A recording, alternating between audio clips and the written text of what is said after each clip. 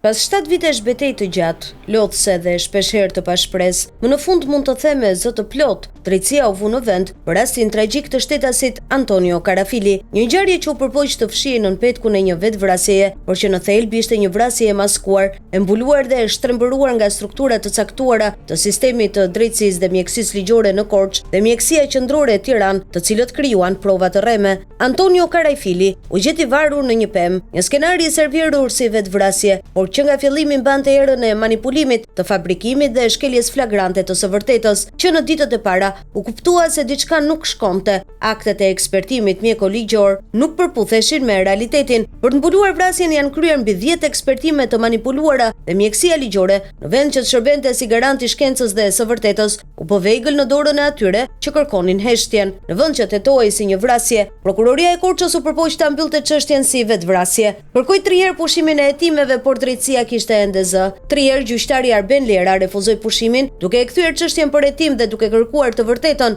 jo komoditetin e një dosjeje të mbyllur. Gjyqtari Arben Lera, me kurajë dhe integritet, u bën burojë së drejtës. Në një sistem që shpesh i nënshtrohet presioneve dhe interesave të errta, ai zgjodhi të bëjë gjën e duhur. Në fund, ai urdhëroi prokurorinë që të vjonte hetimet për vrasje, duke dhënë një mesazh të qartë: drejtësia nuk është pazari i askujt. Ndërkohë, brenda prokurorisë së Korçës për 7 vite me radhë, kjo çështje kaloi në dorën e rreth 7 prokurorëve, të cilët ose u dorëzuan ose zgjodhën të heshtin. Por më në fund, në skenë doli një zë i ri, një zë i ndershëm, prokuroria Vasiana Apostoli, e re në detyrë por e pajisur me kurajo, profesionalizëm dhe ndershmëri. Zonja Apostoli mori përsipër barrën e rëndë të zbardhjes së kësaj ngjarjeje dhe ja doli. Ajo e çoi hetimin deri në fund, duke zbardhur të vërtetën që ishte përpjekur të fshihej me çdo kusht. Kjo çështje është një shembull i gjallë se si korrupsioni dhe heshtja institucionale mund të pengojnë drejtësinë, por nuk munden ta ndalin përgjithmonë. Është gjithashtu një dëshmi e fuqisë së këmbguljes dhe përkushtimit, sepse unë si avokat nuk kam rreshtur së ndjekuri këtë çështje për 7 vite me radhë. Kam luftuar çdo pengesë, kam refuzuar të dorëzohem dhe kam qëndruar për krah familjes së viktimës deri në fund. Një rol vendimtar në këtë betejë ka patur edhe emisioni investigativ Stop dhe televizioni Ora News, të cilët dan zërin e tyre kur shumë media heshtën.